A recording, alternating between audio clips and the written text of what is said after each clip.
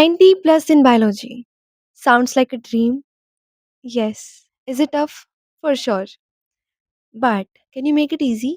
Yes. बस तुम्हें ज़रूरत है एक सिंपल और स्मार्ट स्ट्रेटजी की जो मैं तुम्हारे साथ आज शेयर करने वाली हूँ। Hi everyone, my name is Ankita and I just completed my class 12th a few months ago. आज मैं तुम्हें बताने वाली हूँ 5 do's और उनसे रिलेटेड don'ts जो तुम्हें बिल्कुल भी नहीं करने हैं if you really want to score 90 plus in biology.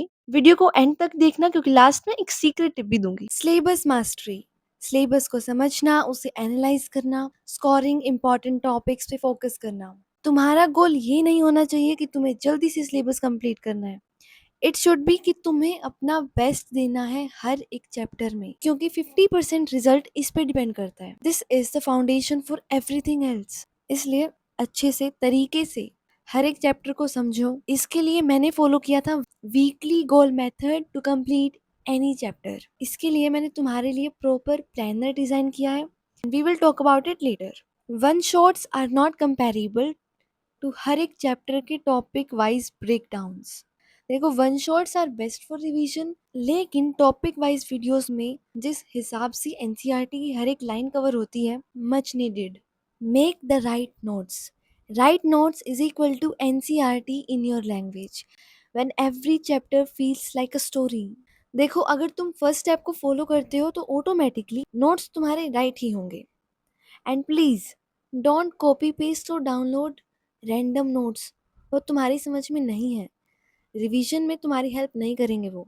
और हाँ, लाइक माई नोट्स, अगर वो इस इक्वेशन में फिट होते हो then go ahead. Answer framing skills. तुम पेपर में अपना आंसर कैसे प्रेजेंट करोगे, इट मैटर्स अ लॉट। तुम्हारा कंटेंट अच्छा होना चाहिए। It should give a clean look with neat headings, underlined keywords. If possible, you can draw diagram and flow charts as well. इसे फॉलो करके एग्जामिनर खुश, marks ज्यादा। Don't write your answers without following proper structure.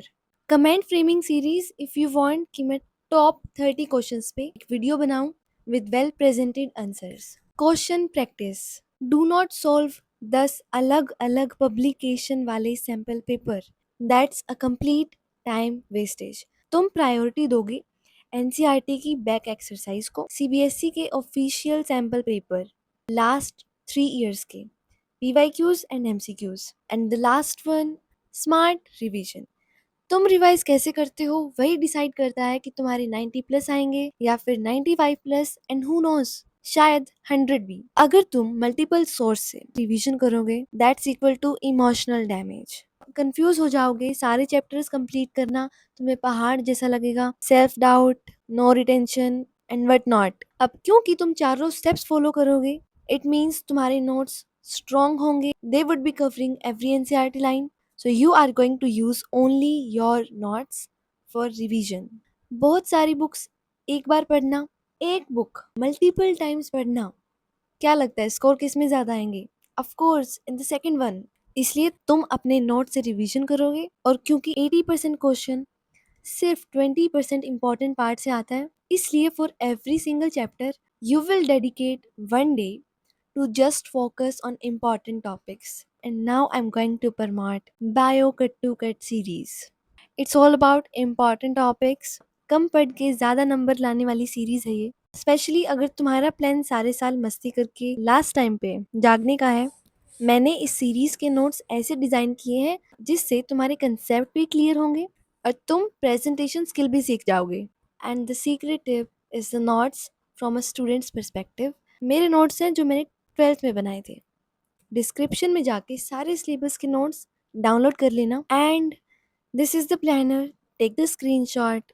दिल की बात, अंकिता नई है इस प्लेटफॉर्म पे and she is trying to give her best for all of you. Don't you think she deserves your support? Then hit that subscribe button.